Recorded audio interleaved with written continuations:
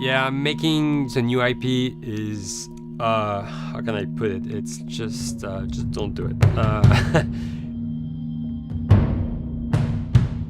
It's insane. I mean, it's a very difficult process. You have more questions than you have answers, especially when you come from like you've been making Uncharted 1 and Uncharted 2, just kind of like now like things are going, you just kind of like good momentum, and then suddenly that momentum like just drops, it stops. It's a very challenging process to create a new IP, and you're gonna fail over and over again, but that's what it takes. New IPs are really hard.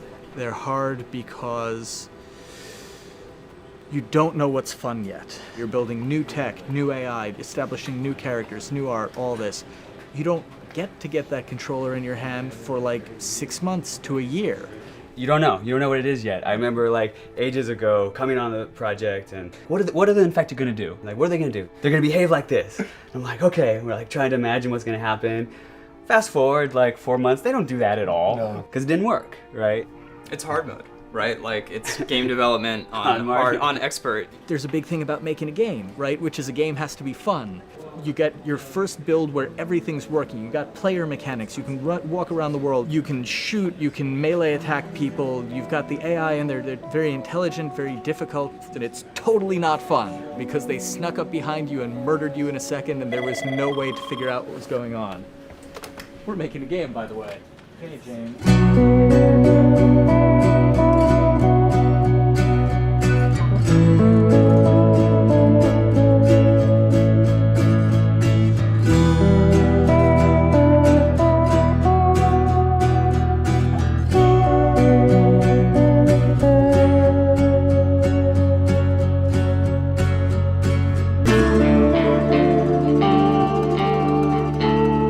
The company has grown quite a bit since I started. I think I was the 12th employee or something back when we got started, but we've tried to stay true to those smaller studio roots. I've been here for 16 years. There's just no reason to leave. I just like the environment here. It's very non-corporate. I think the way we work on Naughty Dog is kind of special because we don't really like hierarchy or bureaucracy, and no one is really just a manager here. Naughty Dog has a very flat structure. We pretty much all report to the co-presidents and the game directors. I always tell people when we hire them, just like, my job is going to be able to trust you, and that's what I want. I want just to give you something and you go with it, and I know it's gonna get done. We believe in iteration, we believe in collaboration, and we believe in the people making the game working directly with each other.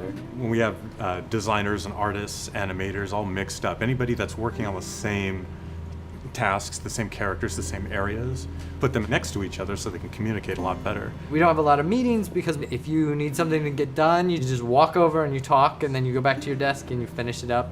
And I really like that. I like when I just walk in the office and I see just designers talking with the programmers or programmers over the animators and talking to them. I think that's when really the magic happens. Naughty Dog, we really try to cultivate a culture where anybody can criticize anybody else's work. And we encourage people to be blunt about it and not try to sugarcoat it too much. It takes too long to be nice sometimes.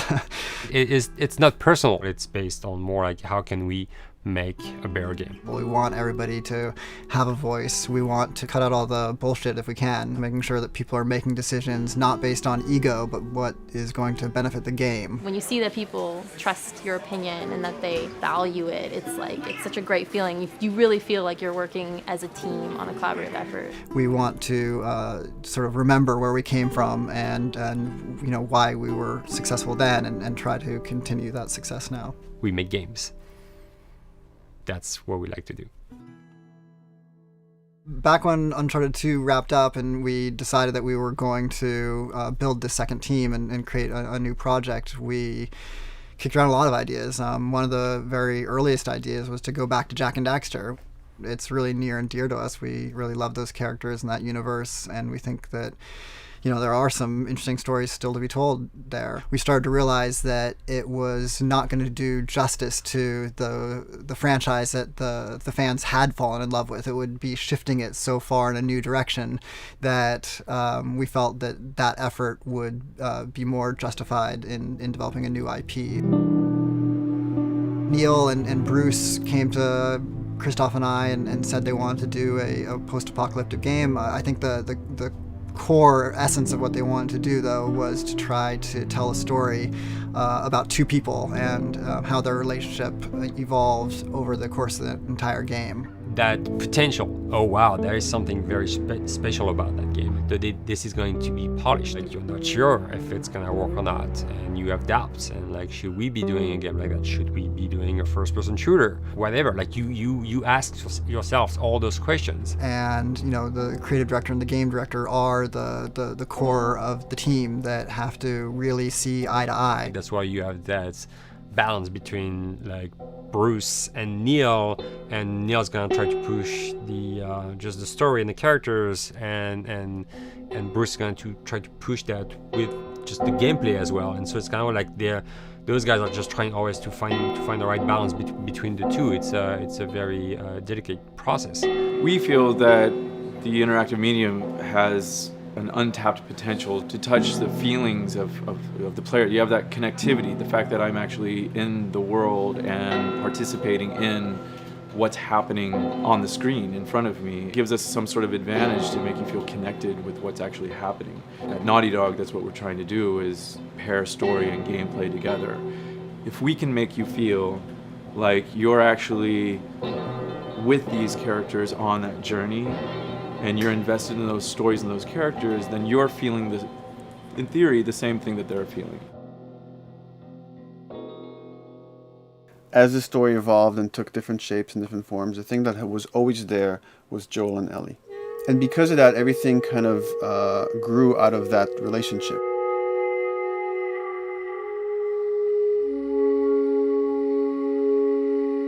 We've seen kind of that role of the anti-hero change, especially over the last 3 to 5 years, to where before it was like the thick-neck mercenary kind of guy. For this game specifically, for this story, we needed something new.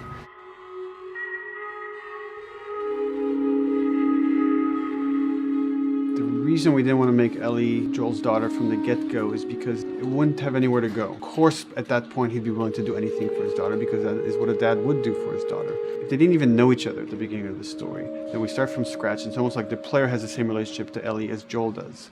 And we could take our time to build that relationship between these characters. And if we do it right, then the player will be feeling that same growth that Joel does. And we're kind of mirroring that emotional relationship between the two.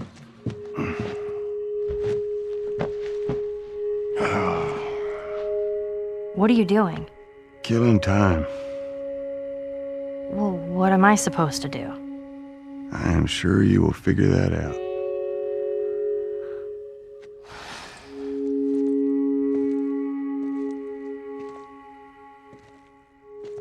Your watch is broken.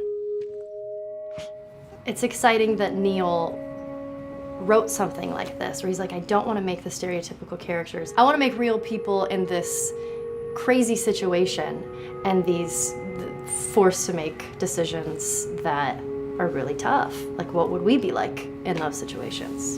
I mean, we weren't consciously trying to pick male or female for characters. You just try to pick characters and just be honest with who they are. It almost doesn't matter, right? Joel's daughter could have been Joel's son. Ellie could have been a boy, and Joel might have been Tess. You could have swapped those roles, and I think the story would have still worked. The focus on female strength, it's so unique. You get to see what's so powerful about a woman through all of these female characters, which makes this game wonderful and unique.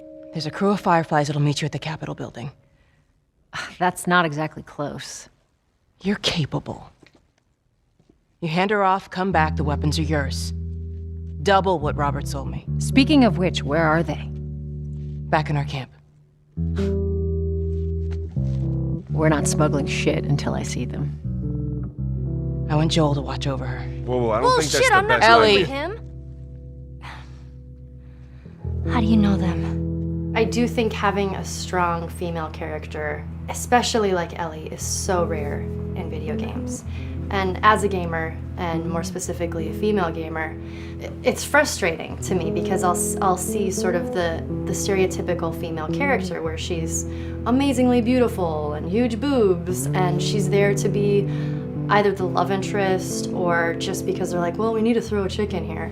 We've seen the strong woman or we've seen the weak woman. We haven't necessarily seen the empowered woman from this kind of standpoint. And there's that beautiful scene where Joel finds her inside the house and she's reading through this girl's journal going, is this really what they used to worry about? What shirt do I wear and what boy am I gonna go out with?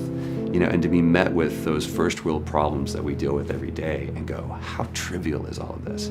I think it's gonna resonate a lot, not just with, you know, a female audience, but with a male audience as well. The thing that was intriguing to me after the fact is knowing that we're kind of creating a female action hero in a way, and this is her origin story with Ellie. To sort of be such a strong female character that is completely normal looking, regular t-shirt and jeans, and she's 14 and she is still a total badass, is really exciting to be a part of that. There's so few non-sexualized women in video games, especially in the main role, that we were kind of proud that we were creating one. It's very complex, and without the players knowing it, she becomes the protagonist by the end of the story. And that's why she's in the front of the box, and that's why we've been promoting the two of them together so much. Who's there?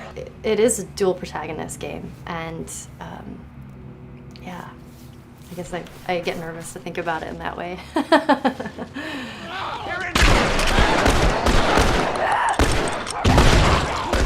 We couldn't talk about it. In fact, in interviews we've been lying about it, saying you never play as Ellie because it was so important for that to be a surprise. Sorry, journalists. Here we go.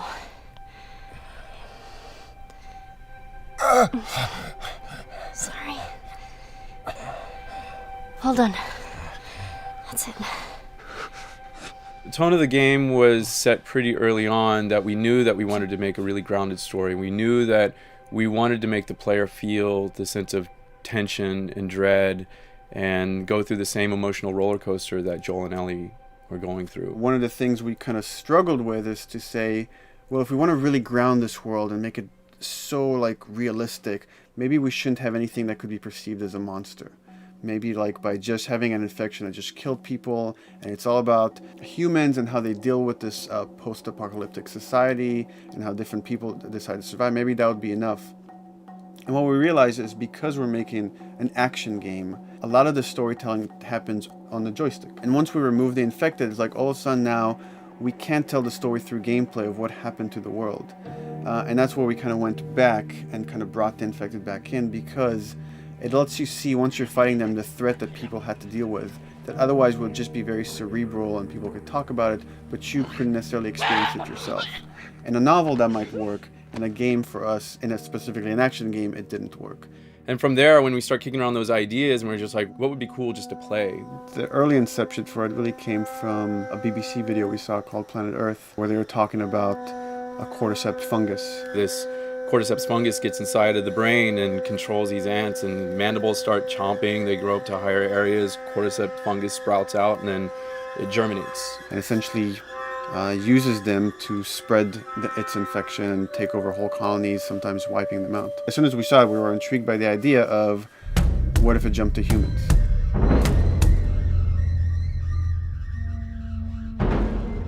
So what would happen? How would people react? What would happen to society? As we're trying to develop the look of the infected, we went through so many different iterations, some that looked really alien and subhuman, some that looked just essentially like zombies, and we couldn't find like an original place for them. But one of our artists just did this kind of photo mashup where he took a bunch of images of diseases or images of fungal overgrowth, and he kind of mashed it all together and he threw it on this person. It was a very iterative process, making sure that the fungus felt properly integrated, like it was part of the body, growing out of the body. And not just fungus growing in the head, but it's tearing the face apart, cleft down the middle, this gaping maw of a mouth with the crooked teeth. And it's in great agony as its humanity and its brain is still somewhat functioning. Maybe you still have some human cognitive abilities or thought process back here. This isn't some decaying corpse on the ground. This is a living thing that's going to be coming after you in the world. The fungus is always the focal point. So you can see from a distance, oh, this guy's infected. I can tell straight away. In fungus, they have these beautiful saturated colors, and we really like that conscious of this something so horrific that it's going to like stop at nothing. It's relentless force of death, and yet elements of it are beautiful. It's not just about gore. It's not just about everything about it being scary, because to us it's actually scarier when things on it are somewhat benign or somewhat beautiful. It was evident that we were onto something that was quite a bit different and something that we hadn't really seen before, which was eerily human but very disturbing. And it seemed so creepy and so unique that right away we gravitated towards it, and it's like, this is our base infected. Everything should kind of come out of this look.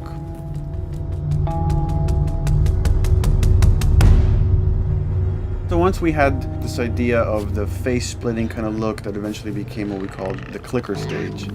We went to great lengths to create a full biological cycle for these things. So in the early stages, you don't actually see too many signs of the fungus surfacing out of the skin. It's kind of underneath it, like people have lumps starting to show. The eyes will be kind of cloudy or lopsided because the fungus kind of originates inside the head.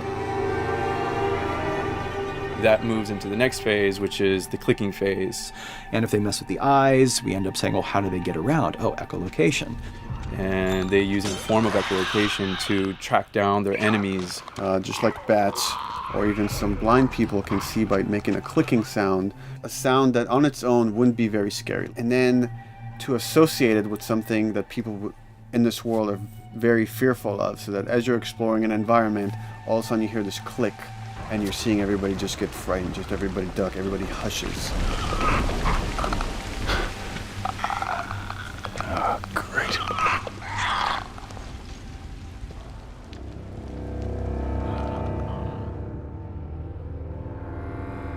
The bloater is the most severe of the stages. So large pieces of the body has been replaced by these kind of fungal plates. The fungus completely takes over the body and blooms. They're kind of covered in things that have been growing on them. Things like moss and like little life on life kind of. What the fuck is that? Oh, goddamn bloater! When an infected feels like it's going to die, it finds like a dark corner and it becomes part of the environment. The human elements aren't there anymore. And then the body is gone. They lay down and sprout and then spew spores. And if people can breathe those spores, they become infected as well. It all had to kind of make sense of how each stage flowed from one to the other. And that's hopefully how we've created a world that you can kind of look through it and understand the science behind it and say, I could buy this, I could get into this.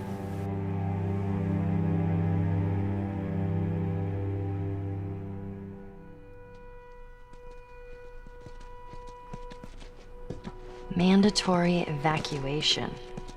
Evacuate to where? What do you think? Quarantine zone. See, some places got a heads up before the infection showed up. Most didn't. Over the course of Joel and Ellie's journey through this game across America, you find all these different societies, all these different enclaves, and you get to see how do they deal with the infected. Without the manifestation of this infection, you can't have these people making those interesting choices.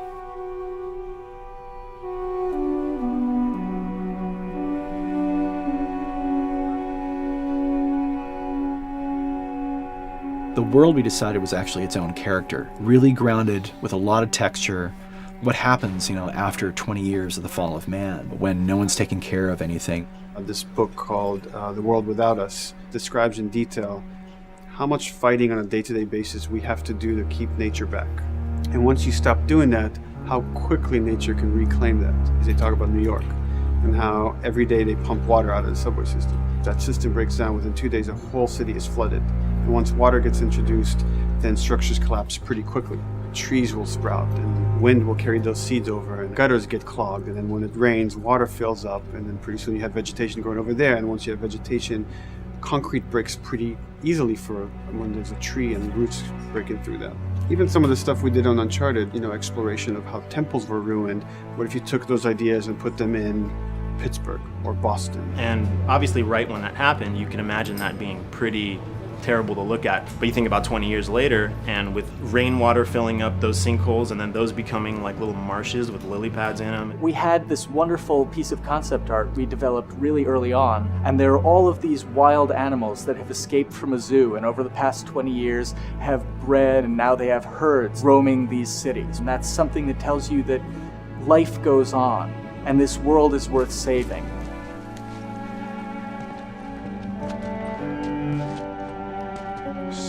Don't scare it. I won't. What are you doing?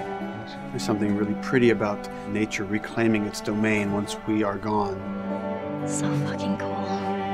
We have another level of OCD of the logic goes into some of these environments. Water damage seeps in, and then that creates some little moss growing on the floor, or a tree radiates energy from its base, and that over time starts to melt the snow around it. And that's the reason why you'd see those little rings of leaves showing through in the snow. That gives it that extra, believability. This is pitch art. I'll try to start with an idea that conveys sort of the feel of the environment. Something like this, very brushstrokey, very painterly. You can see not a lot of detail, just energy and conveying a mood.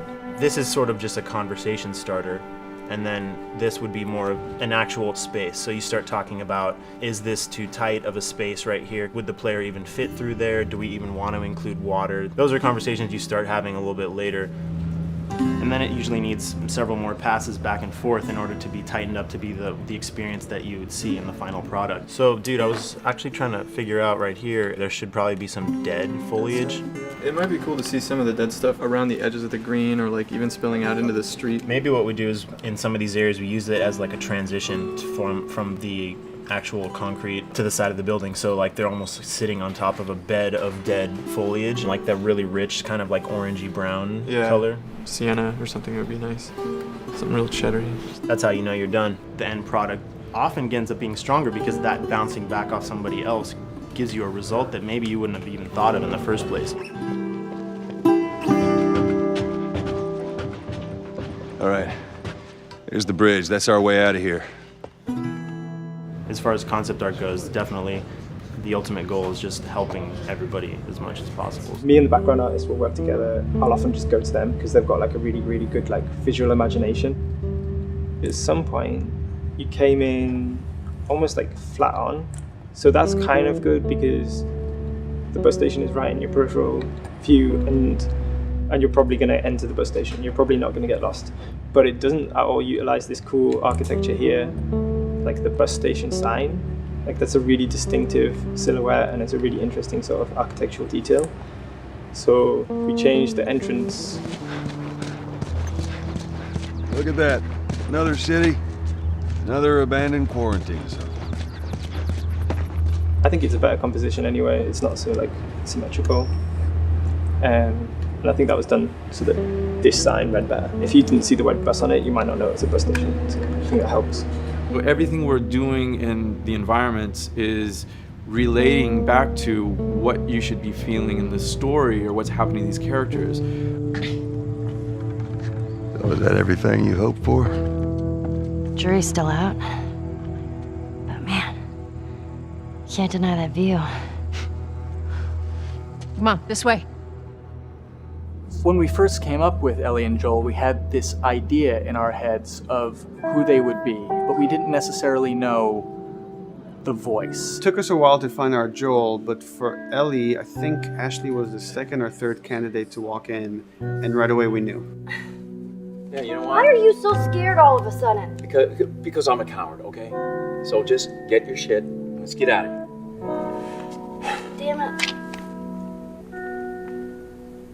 I'm not like her, you know. You think I'm gonna end up like your daughter? The way she delivered the lines, the way she just embodied that character is like, that's Ellie, there's no question about it. And I saw the character artwork and I related to her a lot. I mean, she's kind of a tomboy and she's kind of tough, and I mean, obviously I'm not 14, and I think that's the main difference between the two of us. I read the scenes and I was like, I need to play this part. You want to be my hero? Forget the whole bit about saving my life. Buy me a stack of these bad boys instead. Where'd you get that? Back at Bill's. I mean, all this stuff was just lying around. And then once we had her, we said, okay, well, we're going to do another round. And we're going to have Ashley this time in the casting sessions. The chemistry of these two characters was imperative to get right. Troy was a really interesting casting for Joel because when you see Troy, he doesn't look like Joel at all. You know, he's so handsome and he had like, you know, the frosty hair and totally looked like Final Fantasy. And so I'm like, yeah, I don't know. He's like this tall, pretty. It didn't seem right. I walked into the room fully aware that I was the youngest person that they were seeing for this role. There was a line that was in the audition side that says that Joel has few moral lines left to cross. And so that became the anchor point to the character. But then as soon as he spoke and he had the grit in his voice, warm yet kind of dangerous. And his movement is just like you bought into it. Why are you so scared all of a sudden? Because I'm a big coward, okay? Now pack up your shit and let's go. God damn it. I'm not her, you know. What? You think I'm gonna end up like your daughter? Lily, you are treading on some very thin ice right now. It was Ellie and Joel. after he read, it was just like that was it. I've done some video games in the past, but to be handed the mantle of a franchise like this was a pretty big honor. Is she alive? She's alive. She's David's newest pet. Ah! Where? In the town. She's in the town. You mark it on the map. It better be the same exact spot your buddy points to. Neil pulled me aside one day, and he said, I have some ideas. And as you're well aware, Neil is a little twisted. He came up with this character, and I just jumped at it. It was such a departure from everything I've done here for Naughty Dog, to say the least.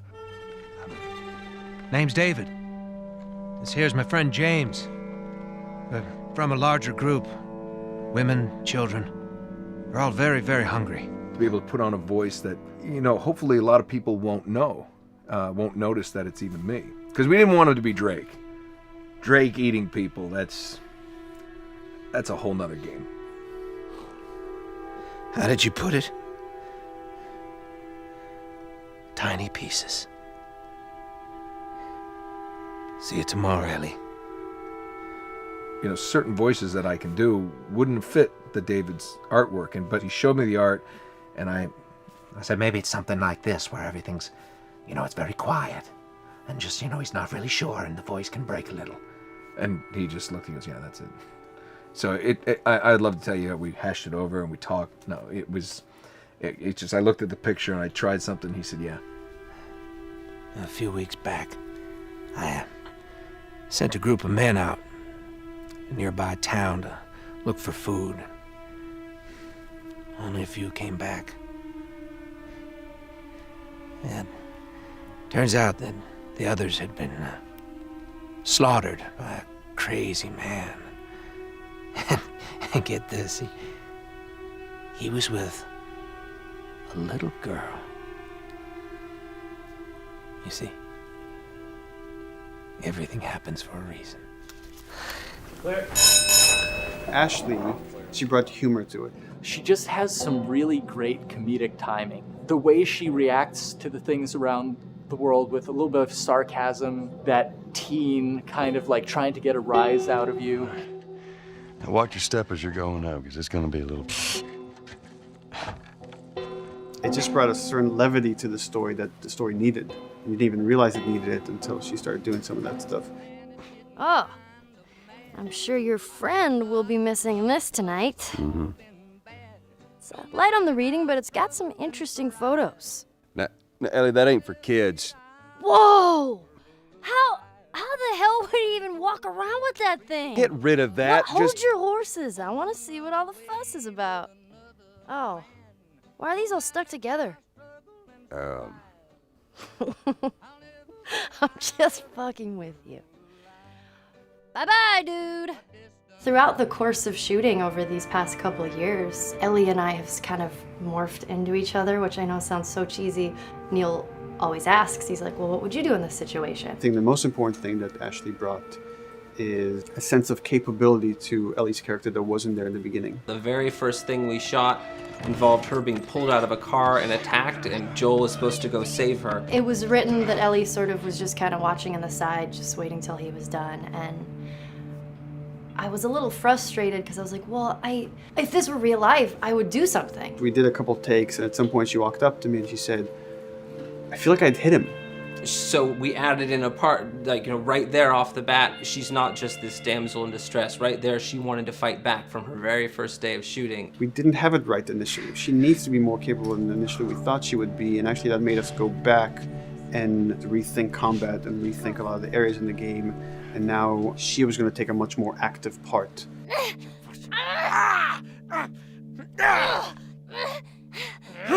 Anything that requires, a lot of body movement, we do with the actors on the mocap stage. And we try as much as possible to use our actual principal actors, use their body motion as well as their voice. We capture it all at once there on the stage. Having the actors perform as well as being recorded at the same time was imperative to get an accurate performance. Because every time you split up the performance in any way, you lose some of that magic where they did a gesture or they delivered the line a certain way. And those things have to be in sync, or there's just something subconscious that's like off-putting about the performance when you don't do it that way. You are treading on some mighty thin ice here. I'm sorry about your daughter, Joel, but I have lost people too. You have no idea what loss is. Everyone I have cared for has either died or left me. Everyone fucking except for you. So don't tell me that I would be safer with someone else, because the truth is I would just be more scared. It gives you the most authentic, most realistic performance, because you're actually there, not just making your own choices, but making your own choices based on the other people that are involved in that scene. So you get this truly natural approach to things, and it shows up. It's like theater in the round. You can do anything from any angle, and the smallest, most subtle thing we'll be able to pick up. There's no place to hide. So you have to be as prepared as possible, because you have no idea which moments they're going to use. There are these little improv moments and little nuances that you get that probably isn't scripted, that just comes out of play, while they're performing. That mistake that is just blossomed into a really good idea. Did we improv on The Last of Us? Yes. Yes, we did. Doing this was a whole lot like being 5 playing in the backyard with a stick, and this is my machine gun, and and a pine cone is my hand grenade. It's all your imagination. I'm doing the exact same shit that I did 45 years ago. I just get paid for it now. We square. We're square. And get the fuck out of my town. I don't do a lot of voiceover work, so for me it was nice to be able to work off of your other actors. I can't imagine it working any other way. I'd never done mocap before. I didn't know what to expect. The suits were crazy. Yeah, the suit gave me wedgies. Like deep wedgies that I had to pick out with my middle finger. Too much information. Just how damn sexy I look in a motion capture suit. I look like 10-pound of sausage in a 5-pound casing in that thing, man. Once you get past the fact that like everybody else and you look like weird clown people with these little dots and stuff, once you like give over to that, it really was pretty easy to make it just feel like you're in the moment and in the scene. So everyone that was on this is a slam dunk. This isn't just another gig to them. And that creates a really cool energy for people to really start experimenting and playing jazz. Floor is yours. And action.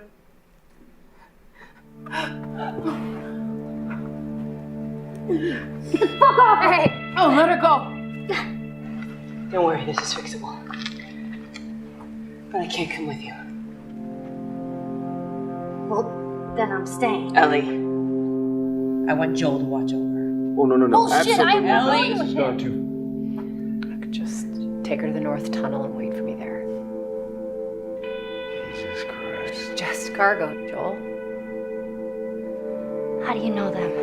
we craft the scene out until it has a good feel, and then we pass it off to animation to clean it up. Real life motions don't necessarily always translate into gameplay. There's something that's usually missing, so we have to, maybe enhance the gesture or enhance the shoulder movements or a breath that you want to be able to feel, but you don't really see it, so you can't really feel it unless you see it. Is everything all right? Yeah, everything's fine.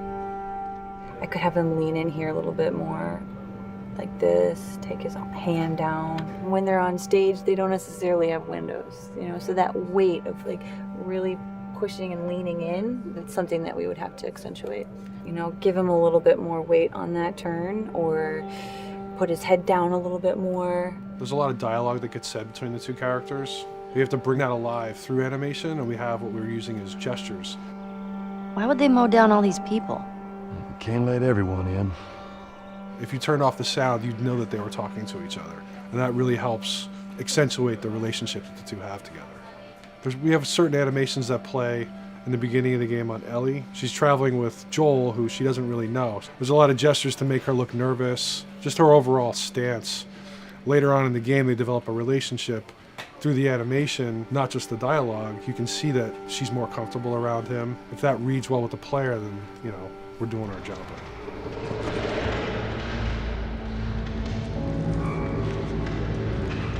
We want her to look scared. When she gets a gun, we want her to look scared of the gun. So if she's gonna aim, she wouldn't be like super trained aim. She would be more like some scared. But at the same time, it needs to look cool and feel cool to the player that plays. It's really just these little tiny details that we're doing, and it's coming across. It's working out well. We don't do facial capture, we don't track eye movements on stage, it's just the motion capture data. Everything that you see on the faces is hand keyed. As you can see, this is all of her mocap data. And so when I'm doing something like this, I go back and forth to the performance that she was giving, and I watch just this section over and over and over again. So this is our default face. I can make everything super extreme and make her all squinty and angry, turn her frown down. I can open her mouth, stick her tongue out. It's listen, watch. Okay, where's her mouth at this point? Like, is it open? Is she making like a grimace? About Tess, I don't even know. Here's how this thing's gonna play out.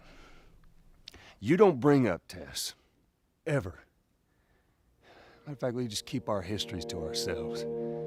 We shoot all of it to just get the body motion, and then we'll do a second pass with the cameras. The scene's playing back on an overhead projector, but it's also playing back on a monitor that's attached to my rig. Sean and I would go to the stage and motion capture the camera filming the scene, and so he would get a whole wide shot, a whole close-up for the whole scene. You can change your lenses, you can use your standard 35, 85, 50s, whatever, all that sort of live action camera cinematography, you can apply it on stage. We make sure to go back in and add flaws. We keep the confinements of the room so the camera can't go past a certain wall, because then we have this cheated perspective. If the cameraman bumps into the wall, we keep it. Missing focus hits when you're pulling focus, going too close to a character and reframing, those little moments in there kind of keeps it very cinema verite. If everything was too perfect, you wouldn't be able to put your finger on it, but you'd be able to feel it. It would just feel off. It's very much about grounding it, despite having the option to do whatever we want. Being able to place the cameras anywhere we want after the motion capture gives us both advantages and disadvantages. The biggest advantage is it means that we just have to nail the best performances we can get, and the luxury is that we can always swap it. The 3D world gives you limitless opportunities with cameras and movements, exposures, all that stuff. Most of these cameras are sort of set up like real world cameras. So we have lens, we have f-stop that will create the depth of field. We have aperture to set our film back and all that stuff. A master, and then I have my close-ups, my over the shoulders, sort of just like a live action production. Let's go to camera 30 at the 23.458. Then I get that kind of weird, bend across his back. The closer I bring the camera, the more bend I get, which is, doesn't look right. It looks less cinematic than if I do that, which flattens the whole thing. And I'm trying to also catch Ellie. Like if you scrub a little more, catch her in the back here. So I want a longer lens of that kind of stuff. Since I've only had experience working with live action before I got into video games, it was a kind of a cool adjustment to be able to have this extra flexibility in post, to swap a line of dialogue for something different, even though that's not what the actors said at that time, and to be able to still have a close-up on them while they said it. You get to make it probably more perfect than you could ever make it in live action. How far are we gonna take As far as it needs to go. Where was this lab of theirs? Because our actors are both the voice and their body, they get to play, they get to try things, they get to work with our director to kind of come up with new ideas, or even our director will have a new idea on the spot that wasn't there in the script, but realizing when he sees it, oh, well, this would actually be better, this might feel better. And those changes all just happen organically there on the set. He could even lead straight into his thing. It's like, no shit, yep, Ty would want to do that, so we rented 2 Harleys and drove cross country. Keep it pretty succinct. Like, we got the bikes, rode them cross country. Cool. It's shocking to me that this is Neil's first time directing. There was a specific tone and a specific approach that Neil and Bruce wanted to take with this. It just came down to, there's nobody knows this story better than you, and then there's nobody that knows these characters better than you. Why don't you just do this? He and I actually had a conversation about it. He says, I think I'm gonna try this myself, and I'm not sure. Neil was fantastic. The floor is yours. Okay, so remember, you've been running away from this turret-mounted truck. If you come to this dead end, you're going to look up and see a potential way out. And action. Check it out.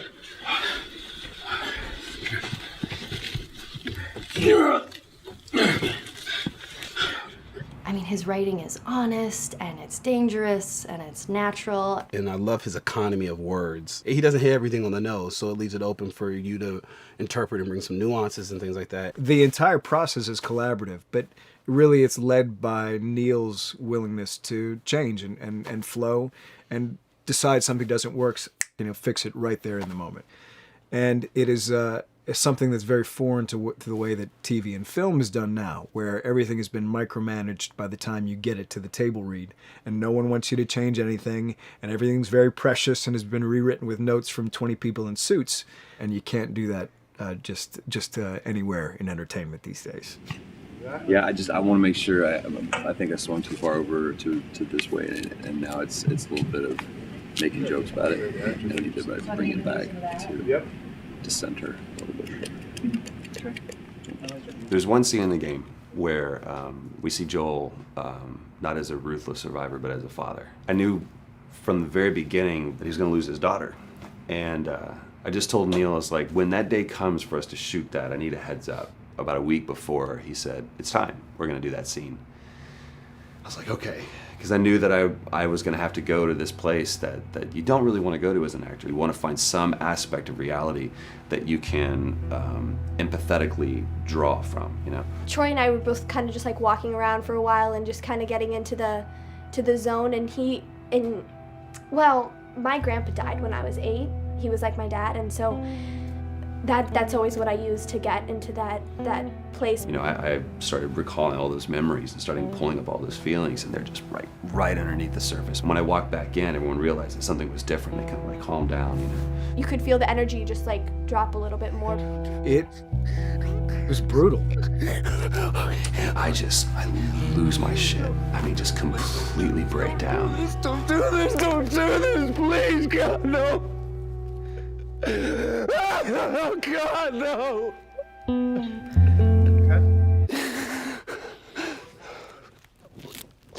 The soundstage was deathly still. It was the first take, and I felt really good about it. And it's like Neil said, okay, let's do it again. And so you do it again, and automatically you feel like you're manufacturing because you're trying to go back to that place, and you're in that actor nightmare of trying to get back to that reality. And we go through it again in 5th and 6th and 7th take, and I'm just exhausted. I'm crying between takes, and I'm looking at Neil going, this is really, really hard. And finally, after the 8th or 9th take, he said, all right, I think we got it. I was like, oh, thank God. And I went outside, and I was just jacked up for the rest of the day. Just a wreck emotionally. But we got it. Then 2 weeks later, he calls me. And he says, so we need to reshoot a scene. I'm like, cool, what scene are we doing? And he just looks at me. I said, dude, don't do this to me. And you can either at that moment throw your hands up in the air and say, fuck this, and walk away. Or you can say, okay, this is an opportunity to get it more right. I'm like, okay, all right. Yeah, you don't think you got it? I'm gonna show you that you got it. We've got it in the can. And so we go through it again, and it just feels fake, feels artificial. And Neil goes, go through it again. We start doing it again. And I'm getting madder and madder with each take. And finally, about the fourth take, Neil comes over to me, and I love him so much. He goes, so I'm picking up on some resistance. I was like, you're damn right you're picking up on some resistance. We've got this in the can already, and we're just wasting our time, and we're wasting all this effort and energy. And then he started talking me through the scene. And he was like, what I need you to do is I need you to just strip yourself of all these ideas, and I need you to hit this beat, and this beat, and this beat, and this beat, which just makes it sound so mechanical, and it's such an emotional scene. So we start going through it, and literally I am mindlessly doing these things at this point. Okay? I know it hurts, baby. I know. So I'm gonna lift you up. I'm gonna lift you up. I'm gonna get you over here. Come on, baby. Come on, work with me, please. God, baby. Sarah. Sarah! Don't do this to me, baby. Don't do this to me, baby. Come on. Come on. And he stops, he goes, now we got it. And I realized that the reason why I wanted that first take to work was because I wanted everyone to look at me and go, wow, what an actor. And that's not what the scene needed. Those moments where you just have to sort of calm your ego down and just go back and do your work. That scene actually works, not because of me, but in spite of me. And that really is the marker and definition of working with a truly good director. There are many like it, but this one is yours. Why don't you have a seat?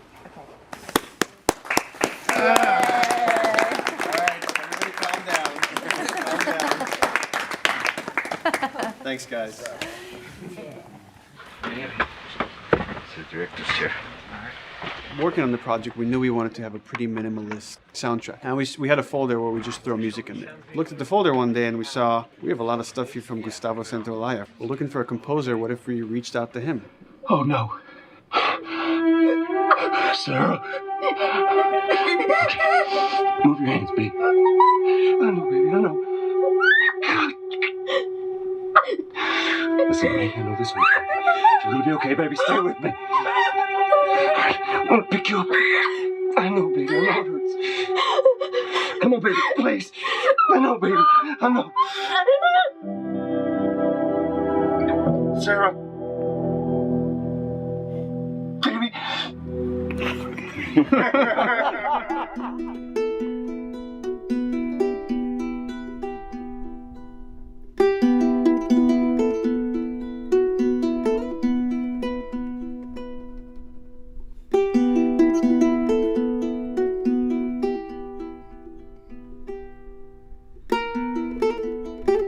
My life has been and still is kind of like a road movie. I grew up in Argentina. I came to the United States in 1978 because we had a horrible political situation in Argentina. We had a military dictatorship where 30,000 people disappeared at the hands of the government and many other more were tortured, and I was blacklisted. It was just impossible for me to keep on living there. I've been jailed many times since I was probably 15 years old just because I had long hair and I play an electric guitar. So I had to embark on this trip.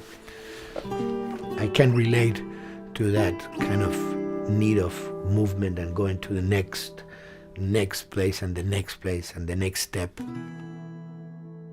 I'm always attracted to the possibility of getting involved with a project from the very beginning. I like to work from the script and talking to the director. It's never been, oh, give me a piece like this or give me a music that's this. It's just been very high level.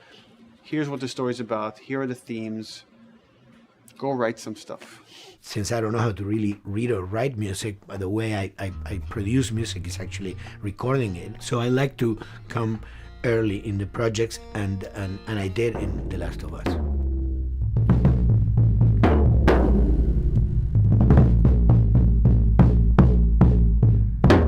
One thing that was fantastic from the very, very beginning was the freedom I had to try and to do whatever I felt could work, you know? As the story was still being written, you could listen to this piece of music and just get a sense of where this needs to go tonally, because the music was still inspiring the story.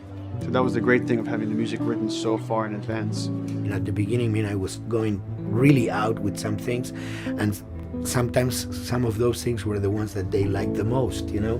So I really felt very motivated to work, and I enjoyed immensely working. It was this very organic back and forth experience where one element was inspiring the other and vice versa. I needed to go into some more dark places, more textural and not necessarily melodic.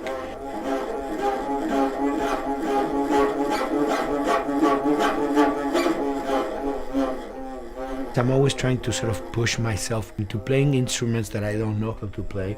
There's an element of danger and innocence.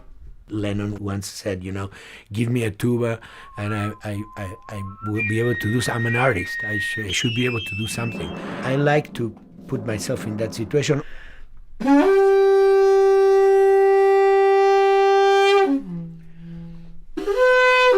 So these are just PVC pipes, the one you use, you know, in construction.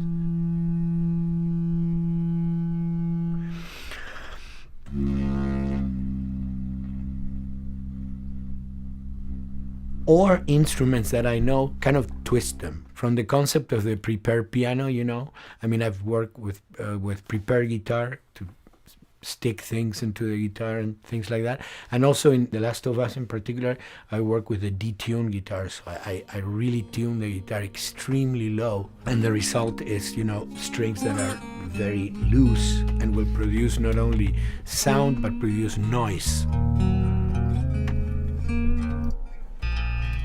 Because I believe, you know, every environment has its own sound. We have in our, you know, small studio, we have actually the possibility to record almost anywhere, including the bathroom, and we have done some fabulous recording, especially in the kitchen.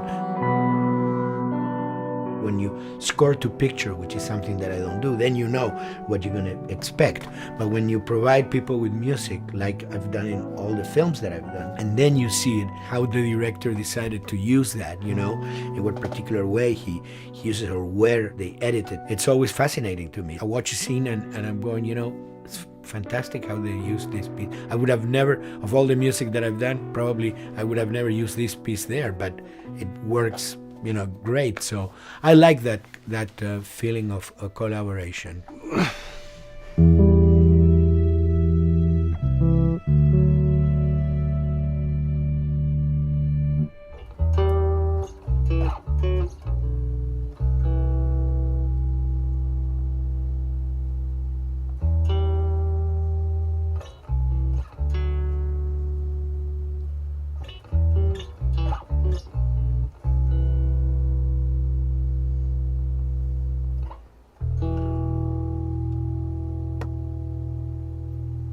I think, you know, the guys also that work in programming and adapting that music to the game, they should share a lot of the credit for the end result. In the beginning, there was silence. Yes. Then they hired sound designers. Then they regretted that decision.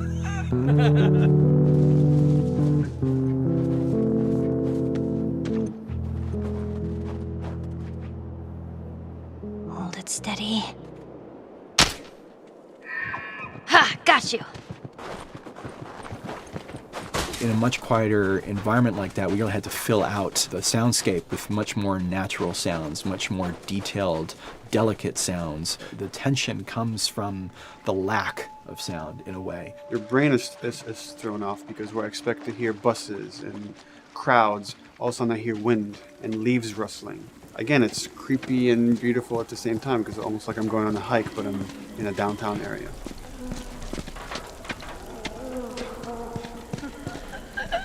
Get up over this truck. Let's see what we can find.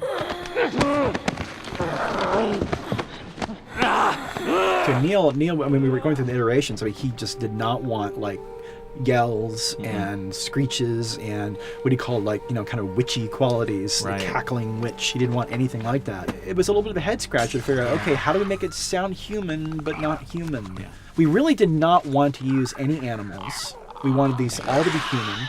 Derek and I basically decided to hire a couple of voice actors who did some interesting work vocally to see if they could come up with something.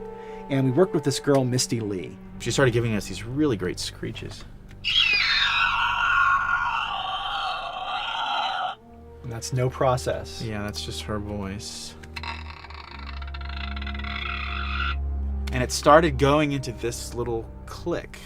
We also used a little bit of Phil's voice.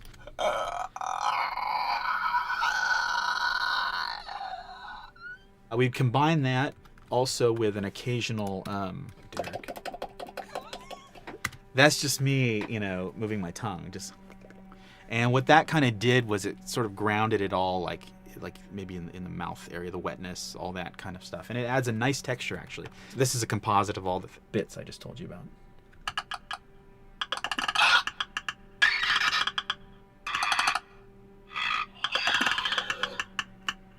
Sounds like a Snapple bottle.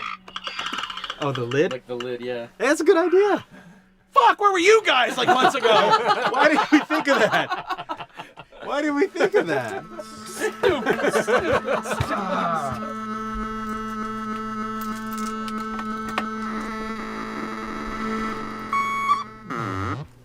Viewers at home, you're probably wondering what this is. Let me tell you.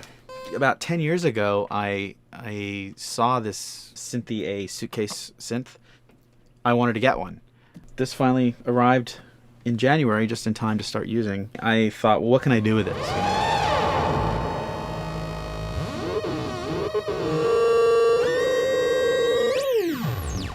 In Lakeside, there's a whiteout that happens, and this thing has a noise generator, which gives really convincing wind sound.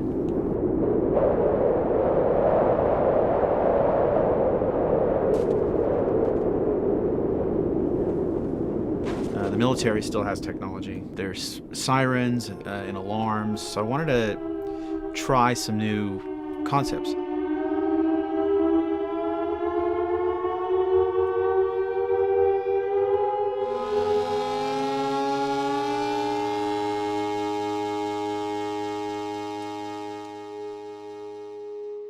Man. What? Nothing, it's just... I've never seen anything like this, that's all. You mean the woods? Yeah. Never walked through the woods. It's kind of cool.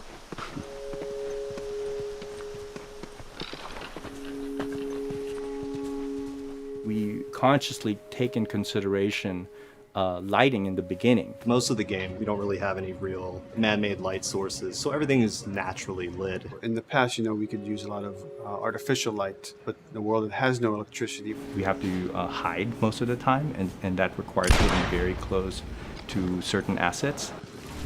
Just stay back.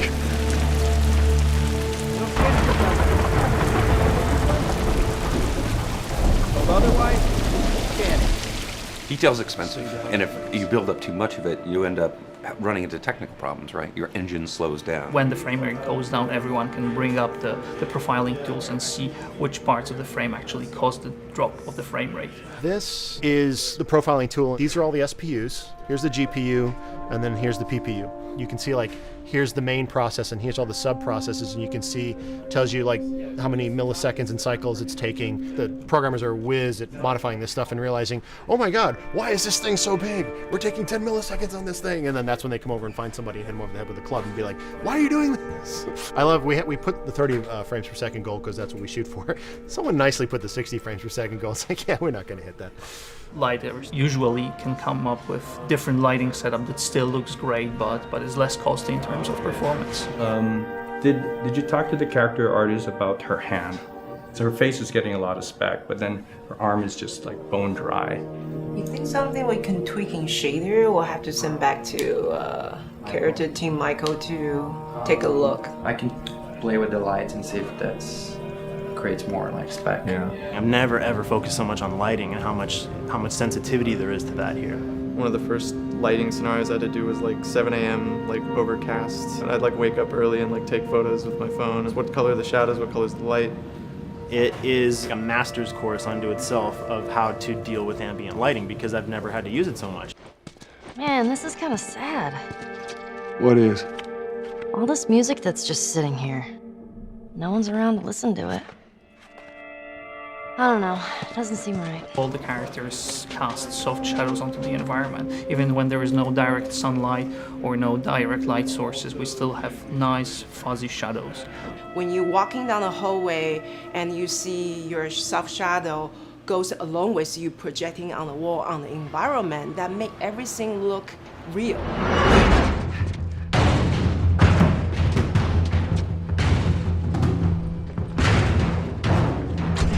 Follow me through here. Okay.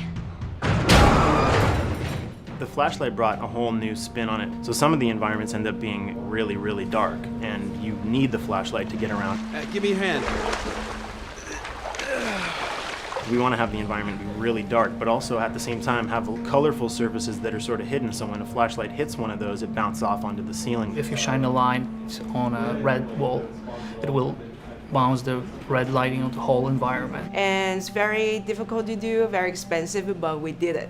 Everything should have a bounce lighting, otherwise the world is gonna feel dry and unrealistic.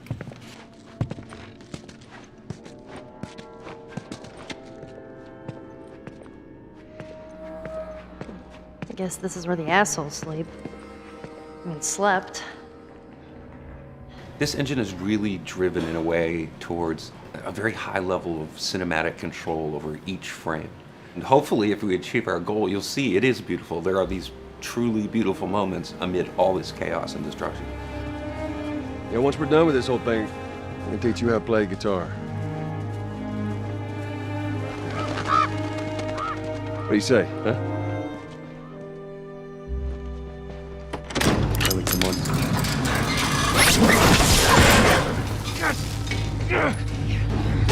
I got you. Damn it, Bill. What just happened? One of Bill's stupid traps. There, that fridge, it looks like that's a counterweight. Okay. The story really dictates sort of the arc of the overall pacing. Storytelling would always want to be subtle. They would always want to keep the world grounded in reality. But gameplay has requirements where the player needs to see this thing. The player needs to immediately know that the enemy is attacking, that this room is dangerous, that this room is a puzzle that you have to solve. What are the things that we can do on the joystick to make you feel the same way that these characters are going to feel when we get to this next pinch point in the story? There's a turn in a scene that we need these characters to take, and we need you to feel it or understand that, and that means you have to play it. Sail! Oh, thank God. Keep running. Doorway, over there. Run!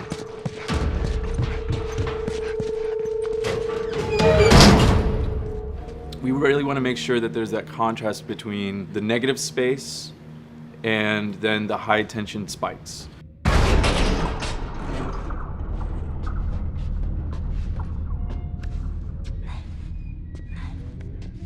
A lot of times we won't play music, or we'll play very minimal music just to let you know kind of the state, whether you're still in stealth or combat has broken out. Hearing someone's footsteps or hearing a person breathing on the other side of the door has so much tension to it. You hear that? Shh, quiet. You feel the tension of the world, make you question whether you want to engage with these guys or kind of try to stealth around them. That's another reason why we don't have traditional cover in the game. You smoothly move around everything, contextualizing with the environment, but you're never locked down. We want the player to, with that crafting system, with the scavenging system, with all of the abilities available to them, to constantly be moving around and changing as the moment arises. Gameplay is all about, I have a limited set of tools, and how am I going to use those tools and those limitations to overcome this obstacle in front of me. And that obstacle might be infected, might be another class of humans that wants to kill me for a bottle of alcohol in my shoes.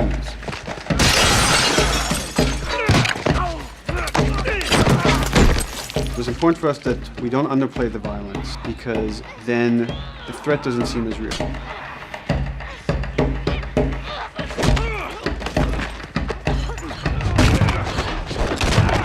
We see video games as this incredible medium to tell stories. We want to treat it as equals to books or comics or TV or movies. This is subject matter that would not be considered out of the ordinary to tell in one of those other forms of entertainment. Fucking hunters. See, this could have been us. We wanted you to buy just the desperation of these people and why they're behaving this way, because it's so brutal. And at the same time, we didn't want to make it so over the top, stylizing it, so then it doesn't become as real. It was important for us actually to hit that middle ground where it's kind of disturbing. That glint that's happening on that curvature, it'd be good if there was a way that we can guarantee that from this angle, we're seeing it. But really it's flat. Overall too bright and opaque. Yeah, looks like paint. Yeah, see, the blood on the ground works really well. It's something about the other shader is messed up in this environment. We got to fix that to unify the look. Shouldn't make you giggle or laugh or any of that. You should be kind of appalled by what you have to do, but you understand why you're doing it.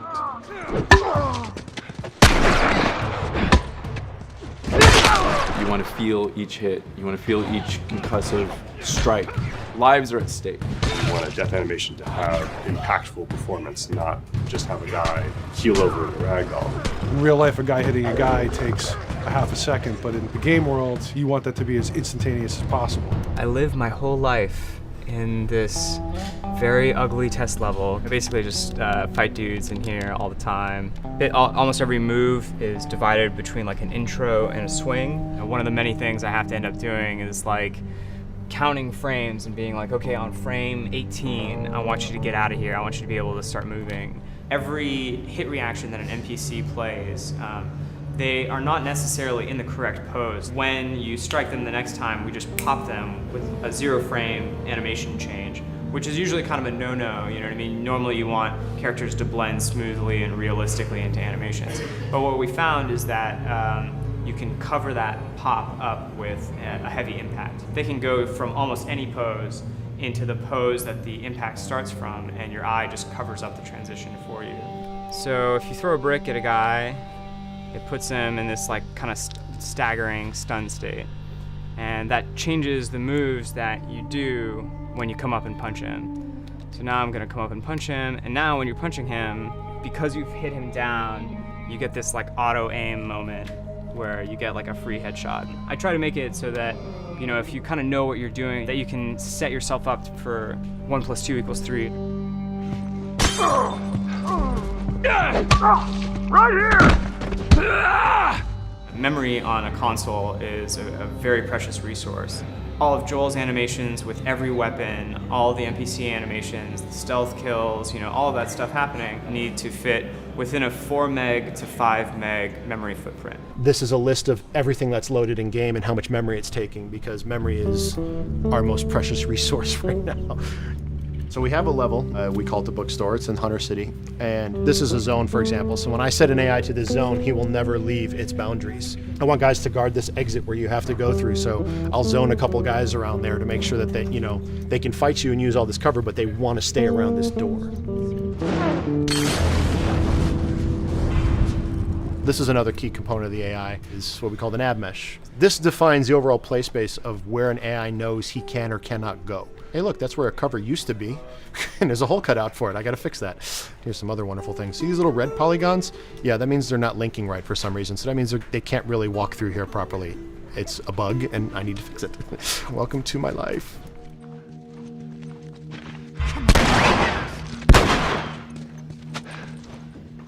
Hey!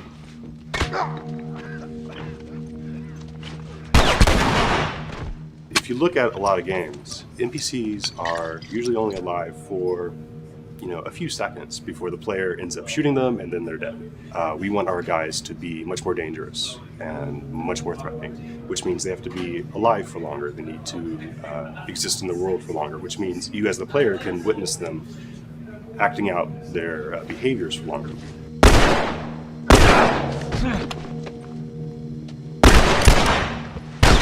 So we've been working really hard on our AI systems. Back of the box, biggest bullet is going to be like AI. So we tried a number of different prototypes with the buddies, including having Ellie be super independent of you. She would try to flank the enemies, get behind them, or get between you and them. And a lot of times those decisions should surprise you, just like a real person, a real character would surprise you. And we discovered after many different prototypes, the best thing for her to do generally is to stay very near you.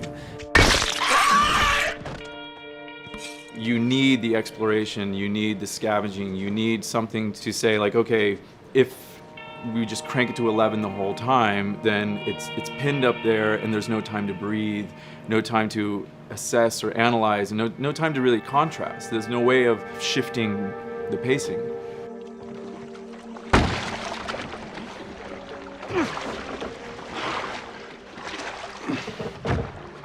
Puzzles are really weird, especially like Naughty Dog puzzles. I think they're very simple and satisfying. Most of this puzzle is strict exploration. You can see the ladder here, you can see the pallet there, you can see a clear route up to the ladder. So you're like, okay, maybe I have to get Ellie to the pallet, push the pallet over to this side, and like Ellie will climb up and lower the ladder.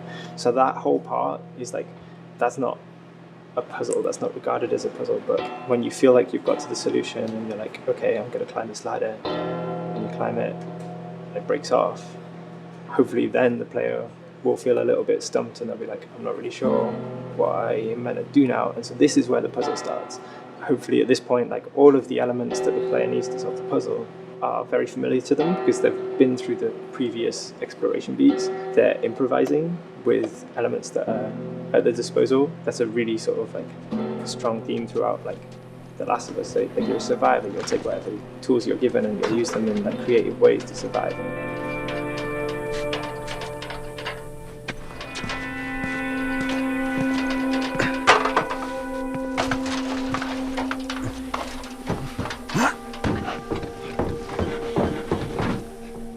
We set out to create something kind of new to Naughty Dog, this crafting system. Our lead designer, Jacob Minkoff, he got this book of like the survivalist handbook and homemade munitions and all sorts of funny stuff. Just start reading about, okay, if I was just wandering around in a collapsed society, this world, what stuff that seems like I could find? Alcohol and sugar, if you want to make a smoke bomb. It's difficult to balance the right amount of resources against what you think the player's going to need and making sure that the player feels like they're getting just enough to survive, but not too much that they feel like they're a powerhouse. We wanted you to be forced to make some choices in the world that showed how depleted the resources were. So if there's a particular point in the story where the characters are having a particularly difficult time surviving, then we want you as the player to be finding fewer items, farther apart, harder to survive. We will item starve you at the same time that those characters are feeling starved and worn out. Then you expose something to them. Oh, here's a cache, and if I can just get into that cache. Oh, look, there's a wealth of things in here. God, I was so worried. My health was low. If I had run into a combat, because it's always that thing in your head, it's that Hitchcockian thing about the danger that you see is less meaningful than the danger that's in your head.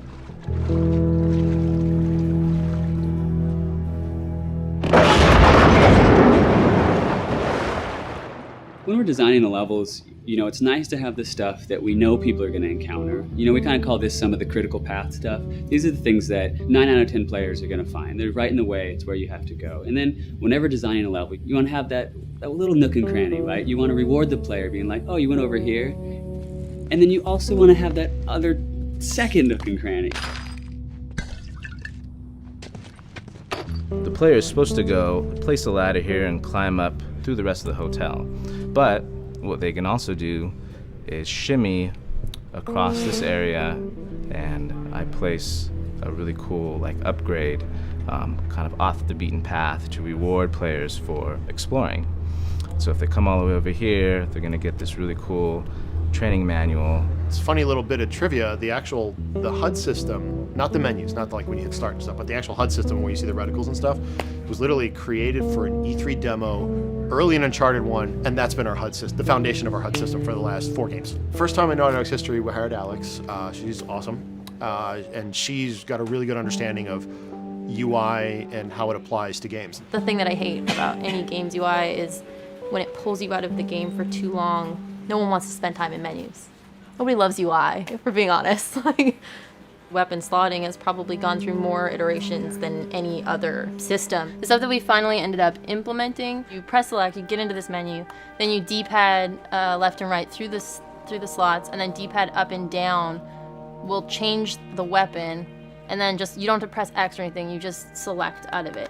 When you're still, like Joel is here, that's fine, but then as soon as you get into an actual situation, so I'm gonna go over here and cause some trouble. Okay, so here they come, oh god. All right, so now I'm out of ammo. Now I need to like get back in that menu. I have to like run away from them, get into the menu, get out of it.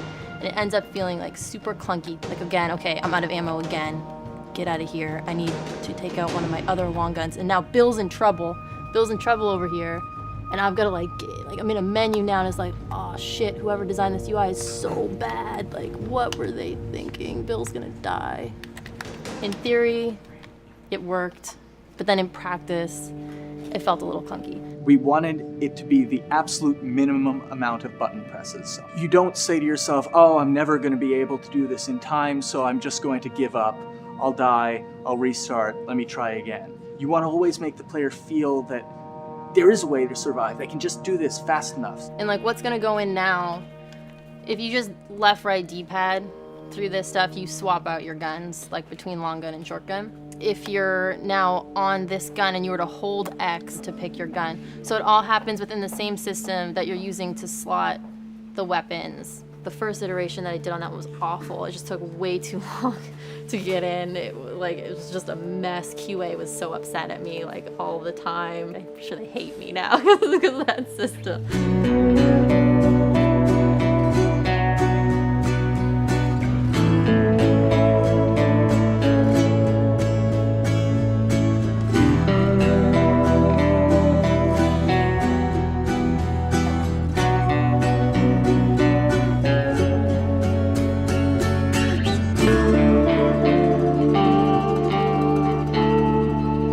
I think the way the industry is kind of maturing and changing in general, you're seeing a lot more focus and importance on refinement and polish. So having internal QA really helps. The industry is kind of changing from QA being this like tighten up the graphics on level 3 bro kind of vibe to like really being a more technical, mental investigative job. On the publisher side, it's more reactive towards the code being delivered in a stable, controlled environment. Whereas on the developer side, especially at Naughty Dog, we are going beneath the art and the design. We're given enough weight where we can go up to somebody and be like, look, you have to fix this. Why? Come over, I'll show you. That kind of feedback, I would love to be able to say like, that was us, but it gets so diffused throughout the iteration process that you're just kind of like adding your I guess like genes into the gene pool and then just seeing what happens, you know what I mean?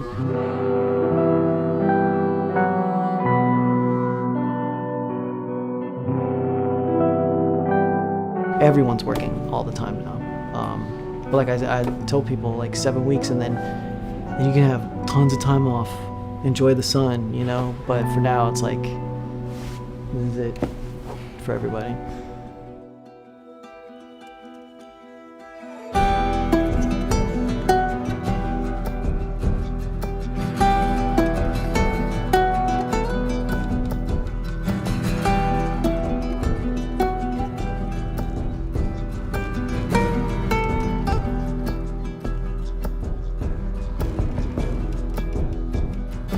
Crunching has been is part of making games. I feel it's human nature, right? If I'm gonna have a guest at home that's gonna come for a couple of weeks, I'm probably gonna clean their room just the day before they arrive, right? And I think it's the same thing. It's just like everything comes together at the end. I personally enjoy crunch. I think you get this like absolute laser focus because it has to come together. There's a camaraderie that also comes There's a together. camaraderie, totally, yeah. The vibe is everywhere, you know what I mean? Everyone's kind of like giving it 150% at this point. We're getting there, right? You start to get these glimmers, and I don't think anyone who doesn't make games realizes how late in the process you get those glimmers. 1 week before we shipped that press demo, we're all like, this kind of sucks. What's going on here? It's like, we need to dig down and find this. And in 1 week, the fun came together. Like you're shooting at a guy and then somebody flanks you and you hit him and you avoid the other guy who's shooting you, and then you flank and go behind cover and you're like, oh, that 5 seconds in that 15-hour game was really, really fun. How do we make that 5 seconds happen thousands more times? My favorite video game is making video games. It is as challenging and as complex and as interesting. If we had to like try all the things that didn't work, what's hard about crunch? It's like marching through that swamp of it not working. I mean, nothing's ever really final because you can always make something better, always. So we're constantly changing and constantly reiterating and trying to make it better and better and better, pretty much until we ship. As an artist, you're never really happy with your work. You could be given like 100 years to work on something, you'll still find things to nitpick and things to fix. Yeah, you can work on the game for 10 years and you'll still be crunching at the end. So it's like, okay. All of a sudden, it's like getting ready one morning in the shower, and I was just like, oh yeah, I'm about to ship another title, and this is gonna be a really good title, and it gets you excited, and you're like, all right. Do I think the game's gonna be good? Yeah, it's gonna be awesome. I think it was good a little while ago, and now we're gonna make it Extra kind good. of amazing. Yeah. What it will take to get there in these next 5 weeks is gonna be a lot. I'm excited. I have faith. Every time we're shipping a game, it's terrifying. You just hope for the best. You don't know, right? I mean, people have different opinions. We have to go with our guts, and I trust the team just to pull it off. This, hands down, is the hardest, most challenging thing I've ever done. We sweat a lot, and we worked a lot, and we all went home tired, you know? But I think that's you're gonna see that on the screen. I think that's gonna pay off. Ellie? Ellie? What? The ladder. Come on. Right. After David, Ellie's visibly distant. You could have done a cutscene to show, hey, you're being very distant, and she's not responding, but to also do that in gameplay, to where it's something that you've done just countless times throughout the game with, you know, let me boost you up here, get the ladder, bring it down so we can do this systemic thing, and the character responds with that, and you have to actually go over to her and go, hey, come on, the ladder, we've done this, let's do this. It's a subtle choice. Like Bruce and I talked in the beginning, is like we have these mechanics, how can we exploit them in a narrative sense? And that's one of those opportunities. And I just think it's incredible that happens in-game. It's not a cinematic, you know, it's something that adds weight to that controller when they're playing. Wow, so good! Let's go eat. Let's go eat.